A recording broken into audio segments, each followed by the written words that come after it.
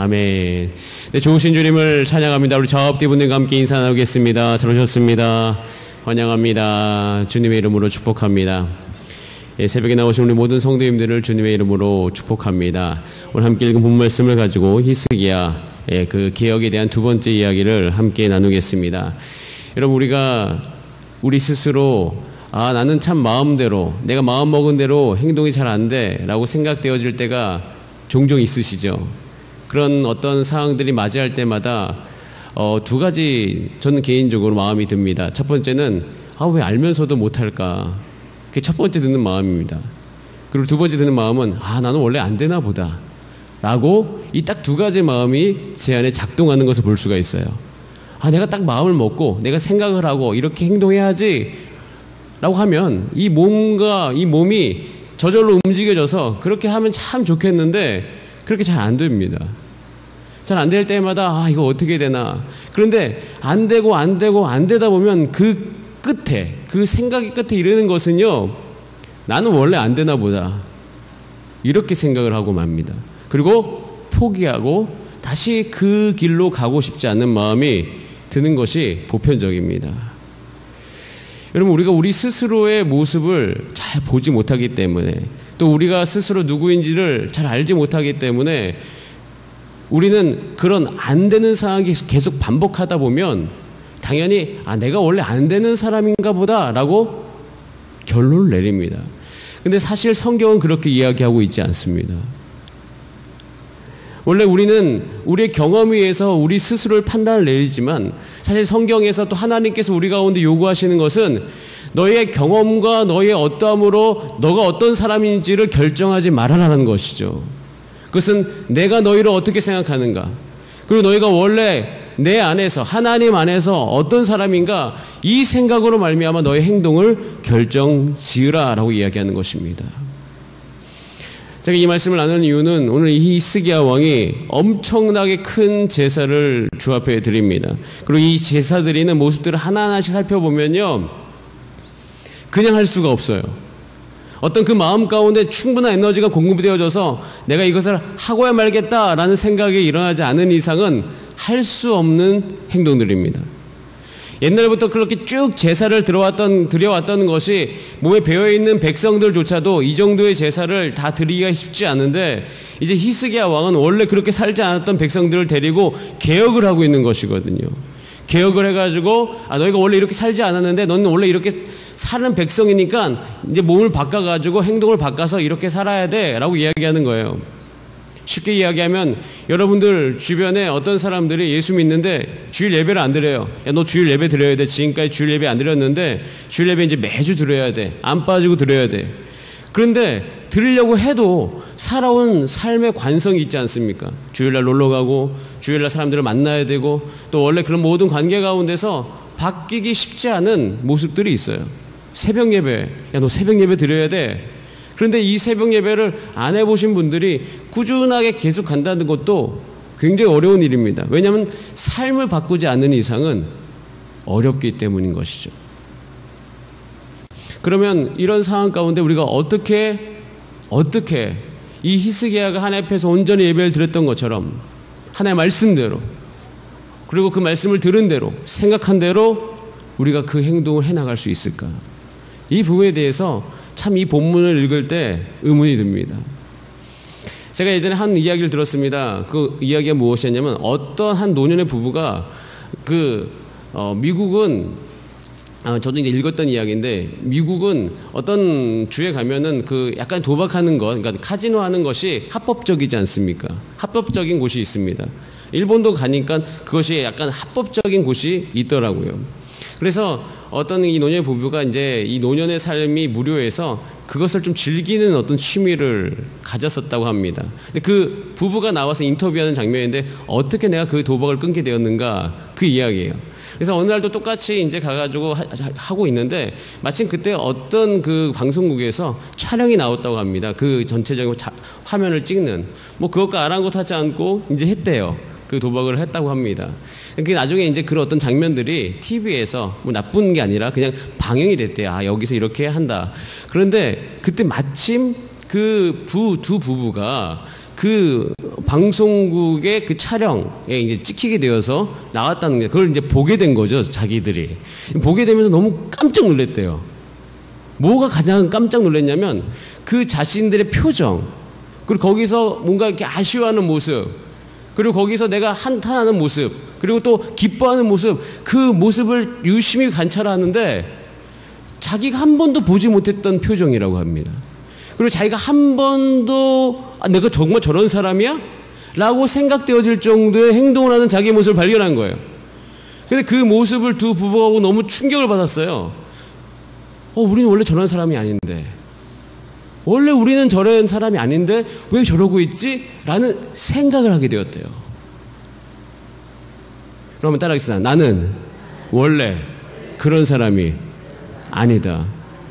이 생각을 하게 되면서부터 이제 생각이 바뀌기 시작했답니다. 내가 저렇게 굳이 저걸 해야 되는가? 내가 굳이 저거를 해서 저렇게 살아야 되는가라는 생각을 하게 되었고, 그 뒤로 이제 간단하게 요약하면 그것을 끊었다라는 이야기입니다. 자, 우리 하나님의 말씀 잠깐 우리 골로새서 1장 3절부터 6절까지 말씀 한번 쭉 보도록 하겠습니다. 우리 같이 한번 읽어보겠습니다. 읽어보겠습니다. 시작. 우리가 너희를 위하여 기도할 때마다 하나님 곧 우리 주 예수 그리스도의 아버지께 감사하노라. 이는 그리스도 예수 안에 너희의 믿음과 모든 성도에 대한 사랑을 들었음이요 너희를 위하여 하늘에 쌓아둔 소망으로 말미암음이니 곧 너희가 전에 복음 진리의 말씀을 들은 것이라. 이 복음이 이미 너희에게 이름에 너희가 듣고 참으로 하나님의 은혜를 깨달은 날부터 너희 중에서와 같이 또한 온 천하에서도 열매를 맺어 자라는도다. 같이 잠깐 6절 말씀 띄워주시기 바랍니다. 자, 이제 사도 바울이 골로새 교회를 향해서 편지를 씁니다. 근데 이 편지가 이제 1절부터 6절, 7절, 8절까지 한 7절 정도까지 이 7절까지 문장을 한마디로 먼저 저보고 요약하라고 하면 저는 이렇게 요약하고 싶습니다. 골로새 성도들이여, 너희는 원래 그런 사람들이 아니다 라는 것이에요. 너희는 어떤 사람이냐? 너희는 이미 복음을 들었던 사람들, 그리고 이미 하나님의 은혜를 깨달은 날이 있었던 사람들, 그리고 너희는 그 안에서 열매를 맺어 자라는 사람들이었다는 거예요. 사도 바울은 항상 이야기를 할 때 이렇게 해요. 먼저 첫 번째 장엔 너희가 누구다 라고 얘기합니다. 어떤 행동을 해라, 너희가 어떤 행동을 바꿔라, 이렇게 이야기하는 것 전에 너희가 누구다라는 것을 이야기하죠. 예수 그리스도 안에 너희는 하나님의 백성이다. 너희는 이미 하나님의 의대를 깨달은 사람들이다. 너는 이미 복음을 들었던 사람들이다. 그리고 너희가 이미 한번 되돌아봐봐요. 되돌아봐라. 얼마나 그 복음을 들어서 지금까지 그 은혜 가운데 자라왔는가. 되돌아봐라. 이걸 이야기하고 있어요. 우리가 누구인지를 먼저 알게 한 다음에, 그 다음에 사도 바울은 자신의 이야기를, 또 너희가 바꿔야 될 것들을, 그리고 너희가 어떻게 행동해야 될 것들을 말하기 시작합니다. 이유는 간단합니다. 우리가 누구인지 아는 것이 사실 우리에게 힘을 제공하는 중요한 믿음이기 때문이에요. 여러분, 우리는 계속 안 되는 행동을 반복하다 보면 뭐가 위협을 받냐면 내가 누구인지를 잃어버립니다. 계속 예배를 드리지 않다 보면 내가 누구인지를 잊어버려요. 내가 계속 기도를 하지 않다 보면 내가 어떻게 살아야 되는지를 착각하게 되어집니다. 근데 히스기야는 그 일을 하고 있는 거예요. 지금 히스기야는요, 이렇게 이야기하는 거예요. 저거는 우리가 아니다라는 거예요. 지금 우리의 이 이스라엘, 유다의, 이 유대 민족의 이 모습은 원래 우리의 모습이 아니야. 우리의 모습은 하나님의 백성이어야 돼. 하나님 우리를 백성 삼으실 때, 여러분, 모세오경 중에서 정말 중요한 것은 우리가 정말 잊기 힘든 레위기입니다. 가장 가운데 있는 레위기. 왜냐하면 이 레위기 안에 모든 언약이 다 집약돼서 들어가 있을 뿐만 아니라 이스라엘 백성들이 어떻게 살아야 되는지를 잘 나타나 있는 것이 바로 레위기예요. 그래서 너희들이, 근데 그 레위기는요, 읽다 보면 여러분 아시겠지만, 야, 이게 뭐 이렇게 복잡한가. 그리고 계속 반복되어지는 말들이 있는 것 같이 느껴져요. 거꾸로 이야기하면 레위기는 그것을 적용해서 자기 삶 가운데 살아가기가 쉬운 성경은 결코 아닙니다. 근데 그 레위기를 실천하며 살 수 있는 힘이 무엇인지 아십니까? 그것은 내가 하나님의 백성인 줄 아는 것입니다. 내가 오늘도 하나님의 백성인 줄 내가 알아야지 그 말씀대로 그렇게 하나님 앞에 분향하고 번제하며 속죄하면서 살아갈 수가 있는 것이에요. 지금 이 히스기야는요, 그거 하고 있어요. 수송아지 7마리, 수장 7마리, 수점수 7마리, 어린 양 7마리를 가지고 속죄 제물로 하나님 앞에 드리고, 오늘 그때 25절 말씀 한번 같이 읽어보겠습니다. 25절 말씀 시작. 왕이 레위 사람들을 여호와의 전에 두어서 다윗과 왕의 선견자 갓과 선지자 나단이 명령한 대로 재근과 비파와 수금을 잡게 하니 이는 여호와께서 그의 선지자들로 이렇게 명령하셨음이라. 선지자들이 이렇게 명령했다라고 이야기하는 거예요. 야, 이 명령했으니까 우리가 지켜야 되지 않겠어? 그런데 자기가 누구인지 모르면 그 명령한 대로 갈 수가 없는 거죠. 근데 그것을 알고 있었던 거예요. 자, 우리가 하나님의 백성이니까 하나님의 말씀대로 선지자가 명령한 대로 살아야 되겠다. 자, 그리고 31절 이렇게 되어 있습니다. 한번 같이 읽어보겠습니다. 시작. 이에 히스기야가 말하이르되 너희가 이제 스스로 몸을 깨끗하게 하여 여호와께 드렸으니 마땅히 나와 제물과 감사 제물을 여호와의 전으로 가져오라 하니 회중이 제물과 감사 제물을 가져오되 물은 마음에 원하는 자는 또한 번제물도 가져오니. 자, 여러분 새벽 예배 늘 나오시는 분은 마땅히 새벽 예배 하셔야 되는지 아시죠? 예, 그런데 주변에 많이 예수 믿는 분들에게 야, 너 마땅히 새벽 예배 해야 돼 라고 이야기하면 부담되는 거 아닙니까? 왜냐하면 이 마땅이라는 단어는요, 사실 함부로 쓸 수 있는 단어가 아니에요. 왜냐하면 자기에게는 괜찮은데 남에게는 상처를 줄 수 있는 말이기 때문이죠. 원래 예수 믿고 하나님 믿으면 11조 마땅히 해야 되지 않을까요? 그런데 그 마땅이란 말을 쓰기 어렵다고요. 정말 그 상대방이 그것을 받아들일 수 있는 마음의 모습이 아니고, 그러니까 마음이 아니고서는 그 말을 하기가 힘들어요. 즉 마땅이라는 단어를 쓸 수 있는 사람은 마음이 이미 바뀐 사람들이에요.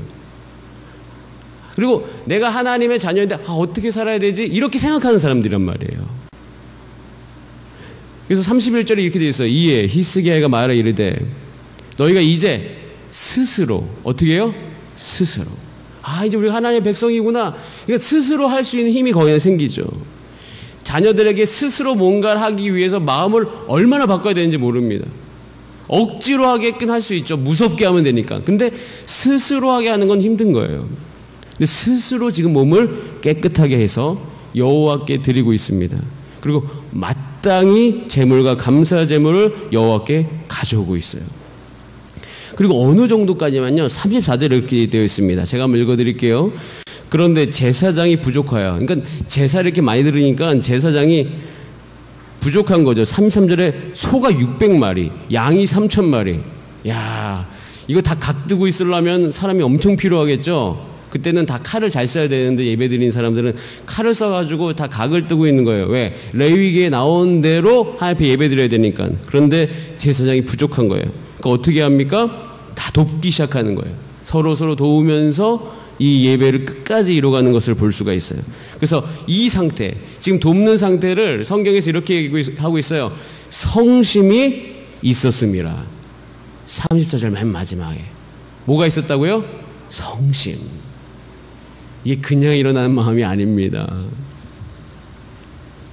여러분 야고보서 2장 14절에 이렇게 이야기합니다. 같이 한번 읽어보겠습니다. 시작. 내 형제들아, 만일 사람이 믿음이 있노라 하고 행함이 없으면 무슨 유익이 있으리요? 그 믿음이 능히 자기를 구원하겠느냐라고 되어 있습니다. 이 굉장히 중요한 이야기입니다. 자, 우리가 이제 담임 목사님과 함께 구원론에 대해서 같이 이 주중 예배에 배우고 있습니다. 이 구원을 알다 보면 예수 믿고 천국 간다, 이것만이 구원이 아니다라는 걸 아시죠?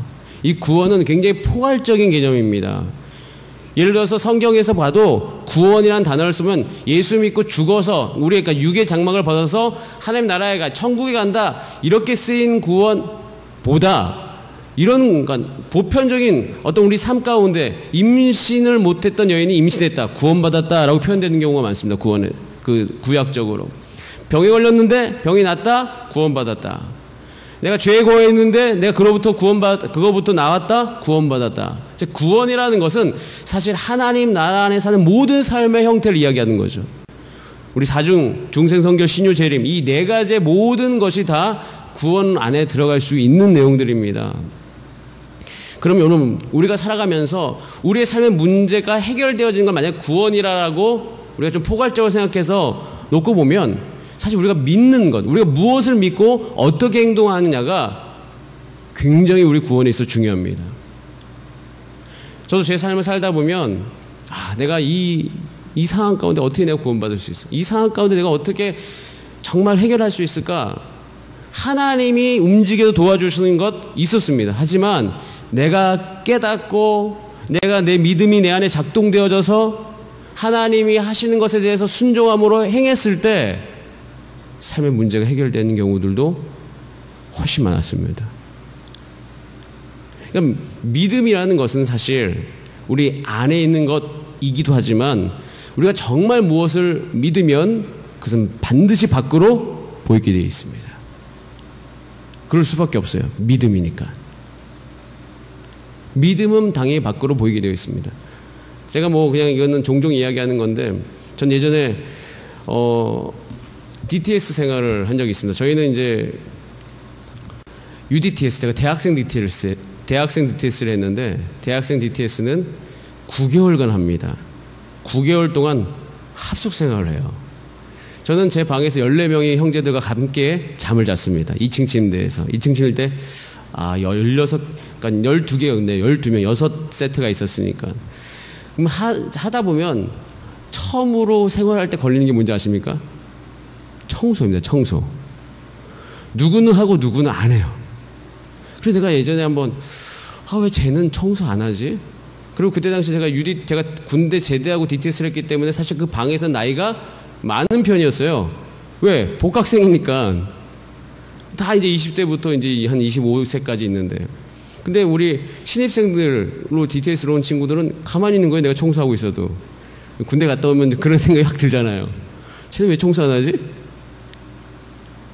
방이 깨끗하다고 믿고 있는 거예요. 제가 진짜 그렇게 생각했어요. 야, 뭐 청소 안 해? 방이 깨끗하지 않아요? 이게 깨끗해? 그때 너무 저는 깜짝 놀랐죠. 그때 제가 알게 됐어요.